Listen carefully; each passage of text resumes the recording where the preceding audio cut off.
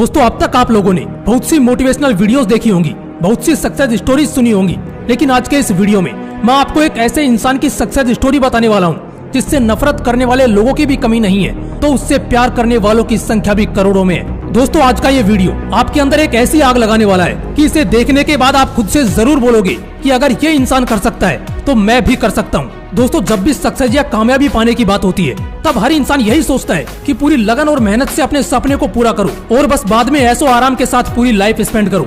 लेकिन आज की इस वीडियो में मैं आपको एक ऐसे शख्सियत की जीवन गाथा से रूबरू करवाऊंगा जिसने बताया कि किसी भी इंसान की लाइफ बस उसे सक्सेस मिलने तक की नहीं होती, बल्कि उसकी असली कहानी तो कामयाबी मिलने के बाद शुरू होती है। ये ऐसी शख्सियत है जिसने कोई बहुत बड़ा रोमांटिक सीन किए बिना ही सबसे बड़े रोमांटिक स्टार का खिताब अपने नाम कर लिया। ये ऐसा बंदा है जिसने अपने हाजिर जवाबी दिमाग से बड़े बड़े लोगों के मुंह बंद करवाए। इतना सब कुछ बताने के बाद तो आपने गैस कर ही लिया होगा कि मैं किसकी बात कर रहा हूँ। अगर गैस कर लिया हो तो फटाफट उसका नाम कमेंट सेक्शन में लिख देना, और अगर नहीं गैस कर पाए तो कोई बात नहीं, इस वीडियो को देखने के बाद आप उस इंसान की रग रग से वाकिफ हो जाओगे।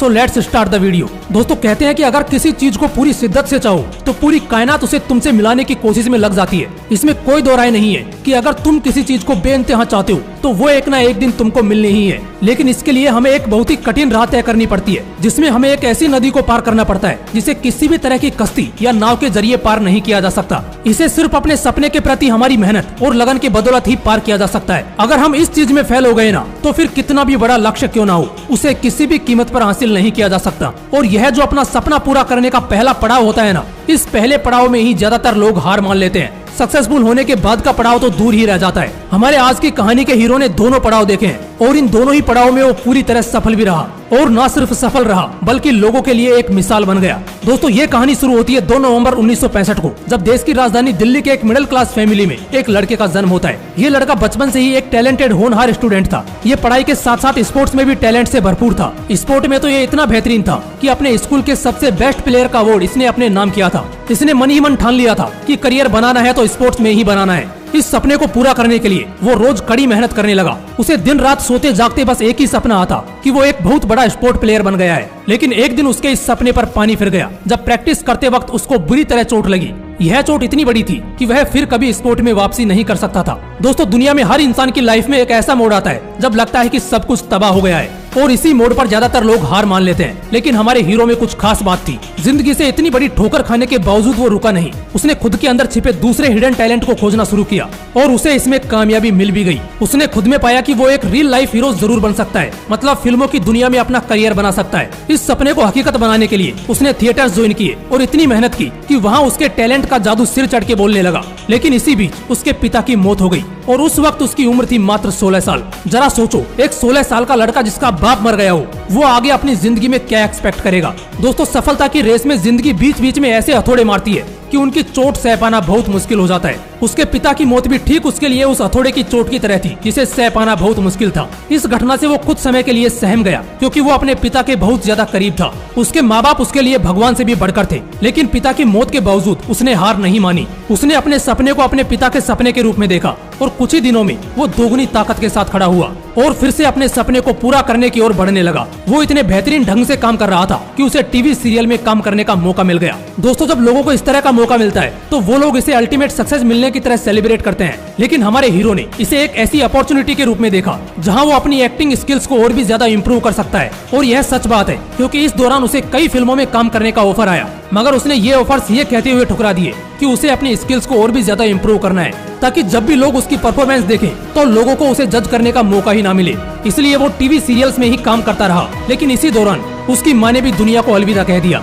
इस घटना के बाद उसने ठान लिया कि वो अब अपने कदम आगे बढ़ाएगा और फिल्मी दुनिया में कदम रखेगा। और फाइनली वो फिल्मी दुनिया में कदम रखने के लिए बॉम्बे रवाना हो गया। साल 1991 में उसने एक एक्टर के तौर पर अपने फिल्मी करियर की शुरुआत की। वो शुरुआती समय में ही काफी हद तक अपनी छाप छोड़ने में कामयाब रहा। एक हीरो के तौर पर छोटी मोटी कामयाबी हासिल करने के बाद उसने कई फिल्मों में एंटी हीरो के तौर पर काम किया और फिर साल 1993 में उसकी फिल्म आई बाजीगर। इससे भी वो लोगों का मन जीतने में कामयाब रहा। एक हीरो के तौर पर तो उसने कई अवार्ड जीते, मगर एक विलन के रूप में भी उसने कई अवार्ड्स अपने नाम कर लिए। ये उन चुनिंदा लोगों में से एक था जिसने हीरो और विलन दोनों ही किरदारों से लोगों के मन में जगह बनाई हो। ये तो बस शुरुआत का समय था और शुरुआती समय में ही इसने इतना कुछ हासिल कर लिया। लेकिन इसकी जिंदगी का असली टर्निंग पॉइंट तो साल 1995 में आया, जब इसकी फिल्म दिलवाले दुल्हनिया ले जाएंगे रिलीज हुई। इस फिल्म ने ऐसे ऐसे रिकॉर्ड तोड़े और बनाए जो आज भी मजबूती से बने हुए हैं। दोस्तों, इस फिल्म की गिनती आज भी इंडियन फिल्म इंडस्ट्री की सबसे बेहतरीन और सबसे ज्यादा कमाई करने वाली फिल्मों में की जाती है। इस फिल्म ने हमारे हीरो को इंडिया के रोमांस किंग की उपाधि दिलाई। यहाँ तक कि इनका comparison the great Dilip Kumar से किया जाने लगा।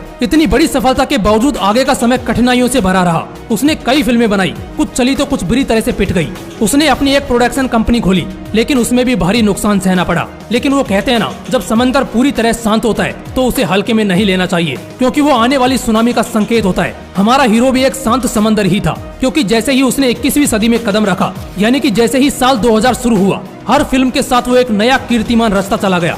उसने रोमांटिक से लेकर रोबोट ऐसे ऐसे कैरेक्टर्स किए जिन्हें आज भी जब देखा जाता है तो तालियां और सीटियां बजती है। एक प्रोडक्शन कंपनी खोल के नुकसान उठाने के बावजूद उसने हार नहीं मानी थी। उसे अपने बिजनेस माइंड पर पूरा विश्वास था, इसलिए उसने साल 2004 में फिर से एक प्रोडक्शन कंपनी बनाई। दोस्तों, आपको विश्वास नहीं होगा, लेकिन आज ये कंपनी इंडिया के सबसे बड़े प्रोडक्शन हाउसेज में से एक है। ये कंपनी बड़ी बड़ी फिल्मों में VFX वर्क का भी काम करती है। और आज की बात करें तो ये इंसान दुनिया का तीसरा सबसे रिचेस्ट एक्टर है। दोस्तों, अब तक तो आप लोग समझ ही गए होंगे, ये कहानी थी किंग ऑफ बॉलीवुड और किंग खान के नाम से जाने जाने वाले बॉलीवुड सुपरस्टार शाहरुख खान की। इतनी बड़ी सक्सेस हासिल करने के बावजूद ये इंसान आज भी इसे सक्सेस के तौर पर नहीं देखता। उसका कहना है कि सक्सेस को हासिल करना तो बस एक मामूली सी बात है, असली परीक्षा तो सक्सेस को अचीव करने के बाद उस सक्सेस को बनाए रखना है। खुद ही सोचो यार, जो इंसान जीरो से उठकर दुनिया का सबसे धनी हीरो बन सकता है, तो तुम क्यों नहीं। इसलिए खुद पर विश्वास रखो, खुद की क्षमताओं पर विश्वास रखो, फिर देखना आप एक दिन जरूर कामयाब हो जाओगे। अगर वीडियो अच्छा लगा तो इसे अपने दोस्तों के साथ जरूर शेयर करना। और अगर अभी तक आपने मोटिवेशनल विंग्स को सब्सक्राइब नहीं किया है तो ऐसे ही पावरफुल मोटिवेशनल वीडियोस के लिए इसे सब्सक्राइब करके बेल आइकन जरूर दबा लेना।